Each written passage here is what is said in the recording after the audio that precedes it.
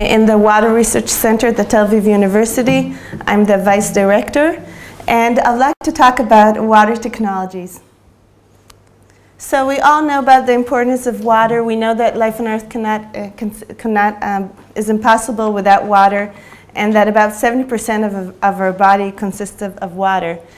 But the sad news is that by 2025, more than one-third of the population in the world would live in areas with inadequate water supply. And if we look at some statistics from the WHO, we can see that about 1/6 of the people in the world would not have safe drinking water. About 1/3 will not have access to sanitary systems. And we have more than 5 million people die every year in the world due to water-related illnesses. And out of them, 2 million are from diarrhea-related illnesses. So when we look at global trends, we know there's population growth.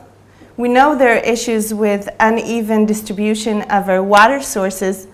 And we also know that there is an extreme use of chemicals in the world, synthetic chemicals that we generate and manufacture, and these contaminate our water sources. And the list of chemicals is endless, and I saw that you even have water analysis here. So the list is endless, and I will talk today only about a specific list of chemicals. And but we know there are also issues with radioactive substances.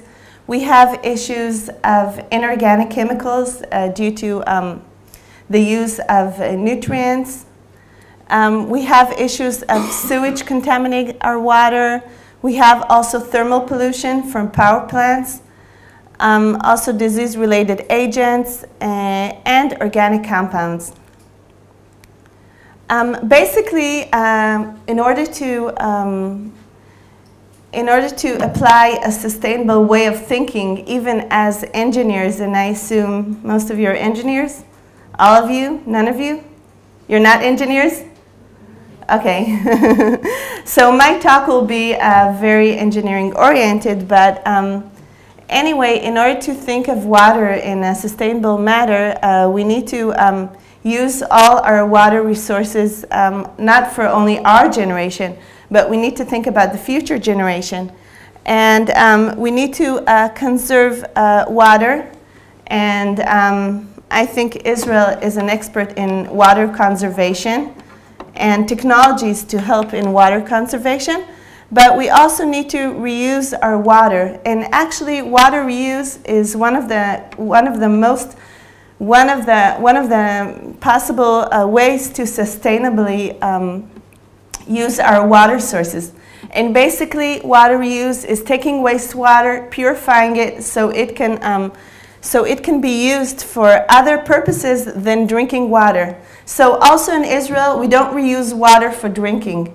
Although there are some countries in the world, if you look at California or Singapore, they have direct potable reuse, which means they treat their wastewater and they directly augment, for instance, surface water. 10% of the surface water is augmented with treated wastewater, and this goes directly to drinking. In Israel, however, it is not possible to do this, also due to religion issues. So we do not use the wastewater directly for drinking. But we do treat the wastewater, highly treated, and use it for irrigation. So that way it doesn't go directly to drinking water consumption. But water reuse is, for example, in Israel, which is a semi-arid country, is one of the ways to augment our water supplies and to reduce potable water. So the need is the increasing need for water reuse, which is actually treated wastewater. The source is municipal wastewater as a major source. In Israel, and almost 99.9% of the wastewater goes to a municipal wastewater treatment plant. And so this actually allows to treat the wastewater and use it as a water source. However, there are risks. And one of the risks of using this reused wastewater is emerging contaminants in the wastewater. So for example, the traditional wastewater system is not used to reduce the pharmaceuticals, the pesticides, and the personal care products. And therefore, there's an increasing need in advanced wastewater treatment for treating those contaminants. And if we look here through this image, we see here we have the raw water. After drinking the water and using it, we have the wastewater, which reaches ideally to the wastewater collection system. Then it's treated through secondary treatment, and it can be reused after secondary treatment, which is a biological mechanical based treatment. However, we can also utilize tertiary treatment, which can be related to filtration and disinfection of the effluent, and we can also reuse wastewater here. But also, we may utilize advanced treatments, which is my research expertise. We can utilize advanced treatments to reuse the water that is free of pharmaceuticals and personal care products and pesticides. And as I previously said, urban wastewater treatment is not designed to break down the drugs, pesticides, and personal care products. And therefore, if we reclaim this water and use it for irrigation, we introduce into our soil all those chemicals. And then, of course, there's an uptake of those chemicals in our food supply, and also this water can penetrate to the groundwater sources. So basically, if we reuse wastewater, ideally we need to treat it in the perfect way. And this is just an illustration. If you can see, this person takes the antibiotics, and most of the antibiotics that we consume or drugs that we consume reach the wastewater treatment system, because our body can only metabolize a really small portion of the drugs that we take. So most of it goes through our urine. And so it's not much of a difference to utilize the drugs or to dump it directly to the sewer. It's pretty much the same.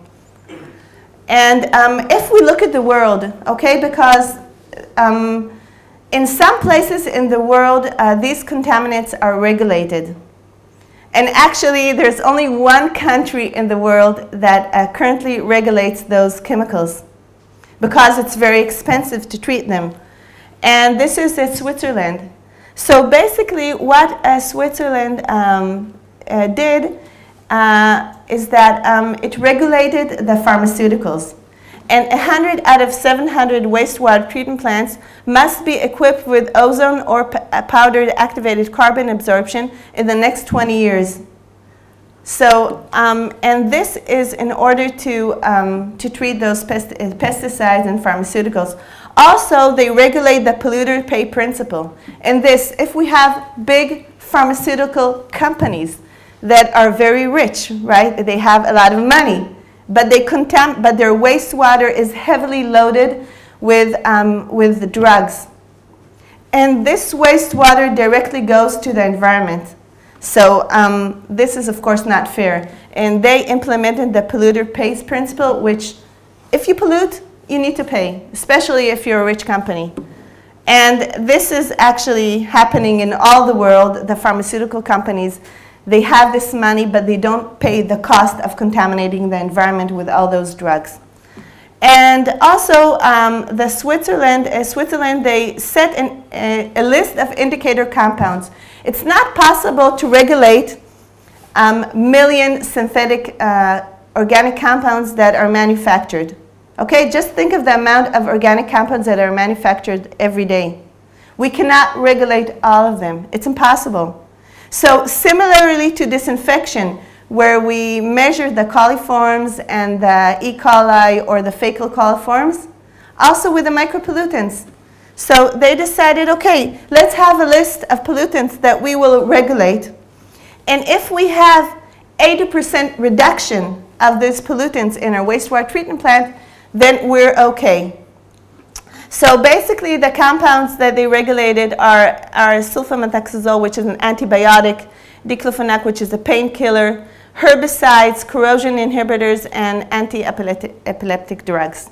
Okay, which basically, when we consume them, most of them reach our urine, and from there it goes to the wastewater treatment plant. And they did something innovative because they did not regulate for each pharmaceutical. They regulated for the treatment, for the engineering treatment. They said, okay, use either ozone or activated carbon and remove 80% of those chemicals and you're okay. And my research is actually on generating hydroxyl free radicals and other reactive species in the water. We all know that in our body, when we breathe, the breathing itself forms free radicals. And we know that we need to, in our body, when we smoke, when we are exposed to radiation, air pollution, okay? All these things form in our body free radicals. And then we have the antioxidants, right? Like if we eat blueberries or something like that, that that react with the free radicals, different chemicals that react with the free radicals, and then they don't pose a threat for disease or something in our body. So basically, my research is on utilizing those free radicals and reactive species and nanoparticles and all these type of nano things in the water in order to treat the water. And the only reason we're doing this is because the standard wastewater treatment plants cannot remove those chemicals. So the only way to stop the cycle of introducing those chemicals in our body is to break them down.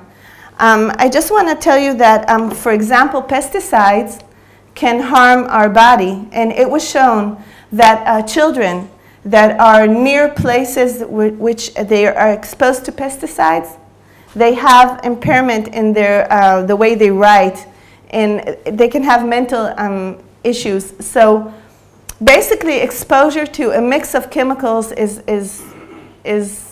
was proven to be really problematic.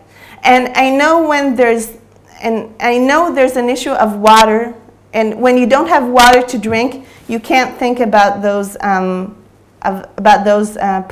pollutants, because you really need to think about having the water to drink. But anyway, I'd like to present you these possibilities for advanced treatment that are utilized in some places in the world, and also in Israel we have pilot plants, and we're trying to implement those those treatments. Okay, so those free radicals are extremely reactive. And as you can see here, they can break down pesticides, herbicides, bacteria, viruses, and whatever to treat our water sources. And you can see here that the hydroxyl radical has one of the highest oxidation potential. So basically, it's a really strong oxidant, much more stronger than chlorine dioxide, hypochlorous acid, chlorine, ozone, or hydrogen peroxide. So in general, to summarize, the hydroxyl radical is really reactive, short-lived, unselective. However, when we generate those radicals in the water, we really have a low steady-state concentration. And in wastewater, we produce those radicals by ozonating wastewater. And this is because ozonation of wastewater can go through the direct reaction in which the ozone itself oxidizes the pollutants, or through the indirect reaction where ozone reacts with natural organic matter in our water to form the hydroxyl radicals. So basically, we all know that in treated wastewater, we have a lot of organic matter. And the ozone reacts with the natural organic matter and forms those hydroxyl radicals. And we have many parameters that are affecting ozonation, like the dissolved organic matter in nitrite. I saw that you measured there, I think that was nitrate. And there are advantages to the use of ozone because we can remove the trace organic carbon. We can add oxygen to the effluent and also increase the biodegradability of our wastewater. And ozone is widely used for drinking water, but now in the world we're trying to recently implementing ozone for reclaimed wastewater, and it's known as BAT. BAT is the best available technology today for treating those contaminants. However, because ozone increases the biodegradability of the wastewater, if we don't want to form biofilms in our pipes, we need to use biofiltration. So the golden rule is ozone and biofiltration for treating reclaimed wastewater. And you can see here different configurations in various places in the world.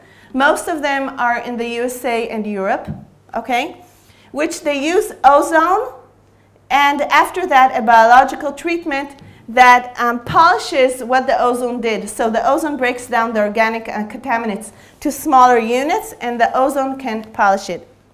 So because I want to show you several of my projects, and I don't know how the time is, I will scan really quickly with the technology and more discuss the application and the implementation, okay? Okay, so basically I'd like to tell about Israel. Israel is a leader in wastewater reclamation and reuse. We utilize more than 85% of our wastewater for irrigation after treatment. So basically in Israel, wastewater is a water source. We're in a semi-arid country. We do not have water. And reclamation and utilization of this wastewater and treating it in a very high level allows us to use it as a water source, especially for the farmers, since they cannot pay the money for the potable water. I'd like to discuss, actually I have here 4 projects, but I really do have 2 more, so let's quickly scan those projects. And the main common thing with all these projects that they all utilize those free radicals that I discussed before. And I want to show you what we can do with advanced treatment possibilities. Okay, so this is one of the largest wastewater treatment plants in Israel, and it has a secondary treatment with activated sludge, and tertiary treatment, which is soil aquifer treatment. Basically, what we do is, you can see here, the water after secondary treatment is recharged into a basin, infiltrates into the sandy soil, okay? And after a hydraulic residence time of about half a year, we pump this water, and this water actually irrigates all southern of Israel. So, and the quality of this water is very high. After secondary and tertiary treatment, which is percolation through the soil, the treatment is very high. However, we have some issues with this water. First, the effluent, which percolates through the soil, has a very low oxygen content. So this results in manganese and iron dissolution in the water. So what do we care about manganese and iron dissolution? When the farmers take this water through the drip irrigation systems, the manganese and the iron seize oxygen again. They form colloids or manganese dioxide, which clogs the drip irrigation systems. So this is a major issue. And therefore, we have clogging of the drip irrigation systems. We have also trace organic compounds in the water because we use treated wastewater. And also, we have a very hydraulic load. Because Israel is a really tiny country, we don't have much land, and therefore, we have an issue of population growth and increase in wastewater, but we don't have more land to percolate the wastewater through.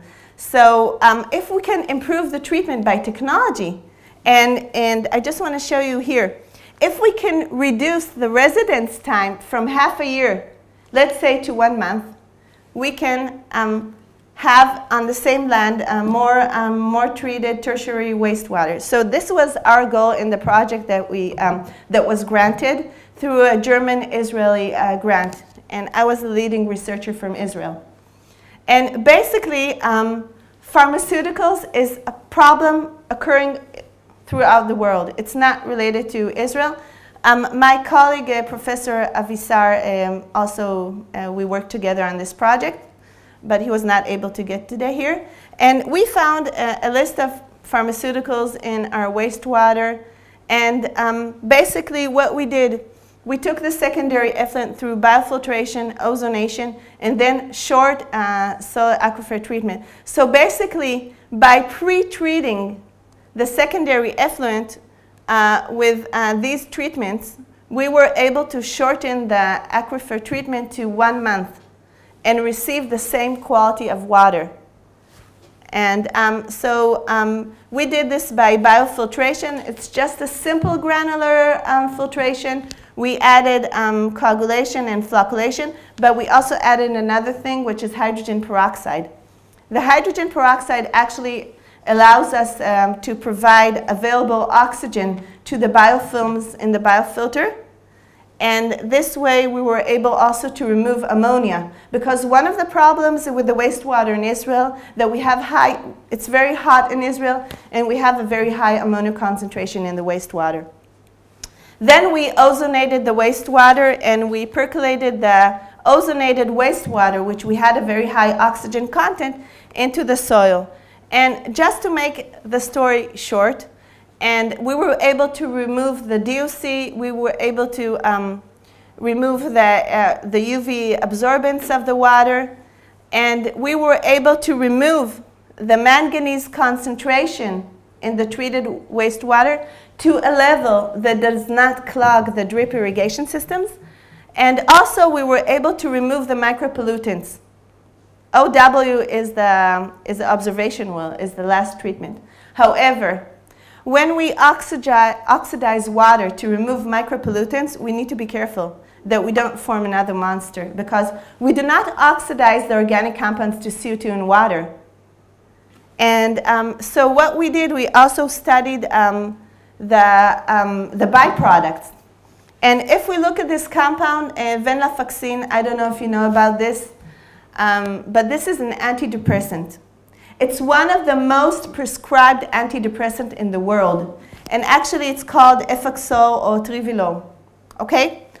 And it's the 6th most commonly prescribed in the US retail market. And our wastewater is heavily loaded with this antidepressant. So when we irrigate treated wastewater that does not remove those chemicals, we just consume them in some other way. And therefore, what we saw is that when this is the chemical molecule of venlafaxine. So when we ozonate it, we receive a byproduct. And the byproduct, when we remove the mother product, the byproduct concentration increases.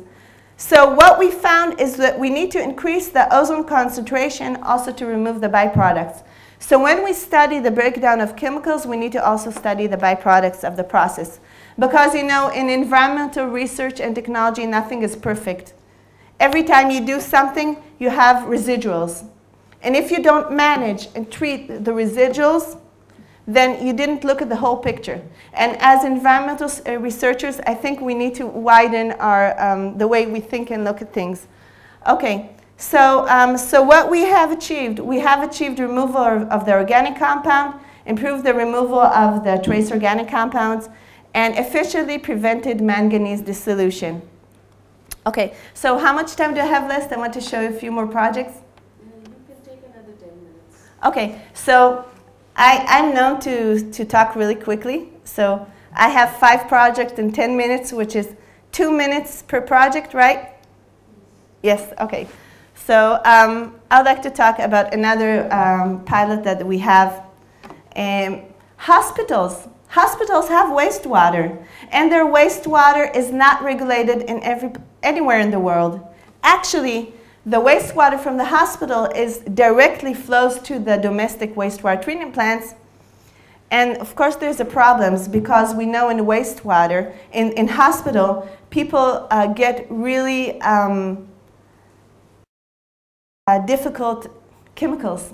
And for example, in one of the hospitals in Israel, we built a pilot plant. in the oncology department. Actually, it's called the cancer center. So people that have cancer, they get to the center, get treatment, and when they urinate in the center, most of the chemicals that they get to the wastewater. And so basically, we have a leading pilot plant that is aimed to remove those contaminants.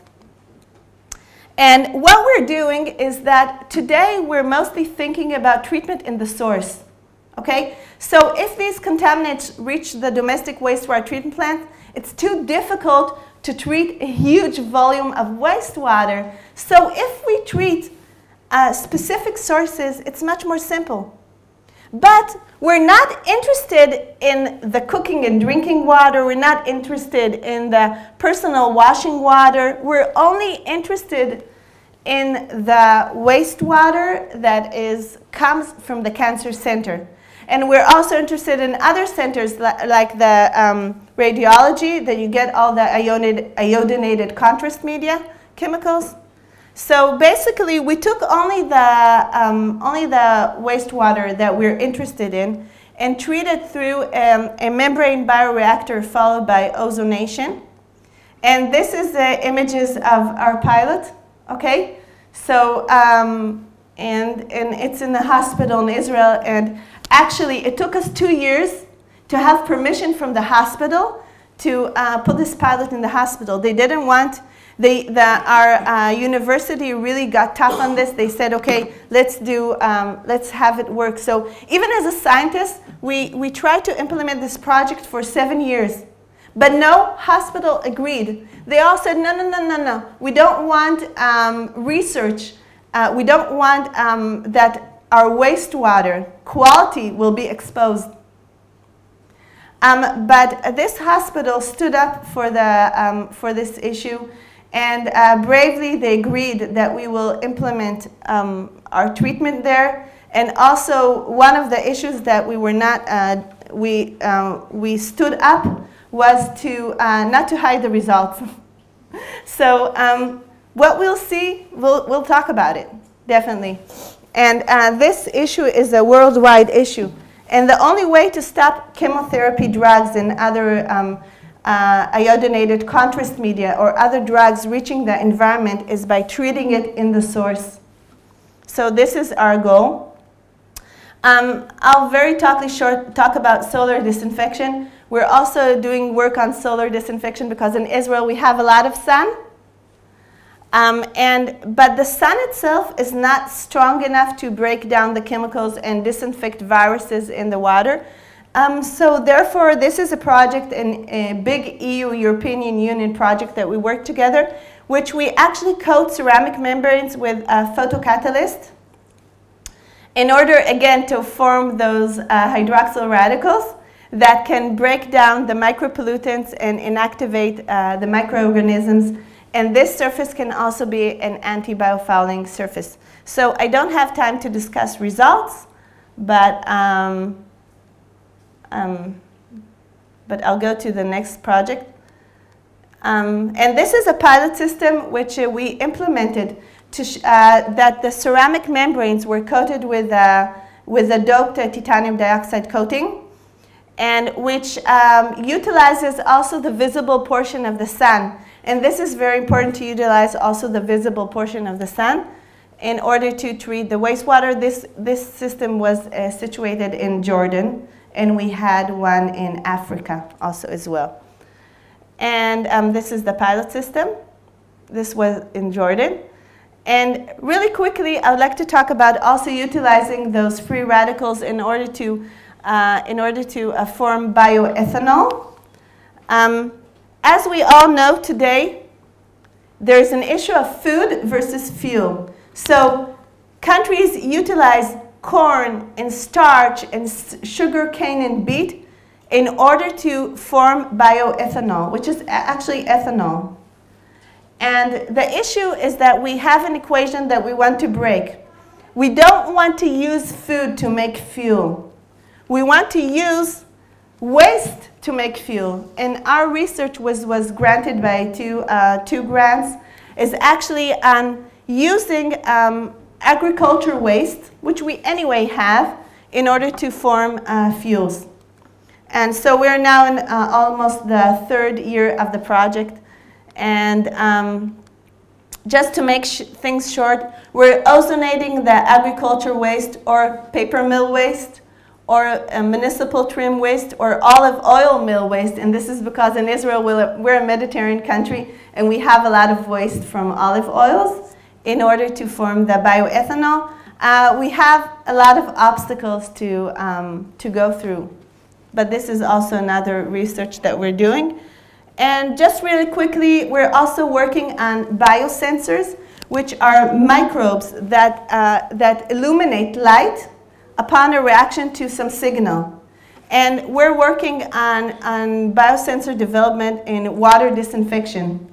Because in water disinfection, we do not have biosensors that can actually measure advanced oxidation processes. And I'll just want to say that we're also working on biofouling control, which is basically using advanced oxidation to treat biofilms. Biofilms is in the water pipes or on the reverse osmosis membranes. Whenever water flows through a system, we have a biofilm form. For instance, if you take a glass of water and put it in the sun and come in a week, you'll see some sticky slime forming. This is biofilms. So biofilms is a major operational problem. And in this research, it was a 5-year research granted by the Israel Ministry, which we implemented technologies to remove the biofilm. And this is just a cute image to show. The red are the microbes, and the green are the EPS, which are the extracellular polymeric substances, which the microbes excrete in order to form the biofilms. And I'll just like to talk about just a few seconds about our Water Research Center. The managing director is Professor Avisal. I'm the deputy director, and these are the different units that we're working and doing research on. And I'd also like to tell just a few things that in Israel we have summer programs and also bachelor and master and PhD programs for studying in Israel. And also some of the studies are fully granted with the tuition and also some stipend for living and also medical health care. And we have students from India coming to Israel. I think mostly they like in electrical engineering, I think. But basically also there's a summer program in food security, and also in environmental studies, which are related more to policy and economics. So thank you very much. It was a pleasure.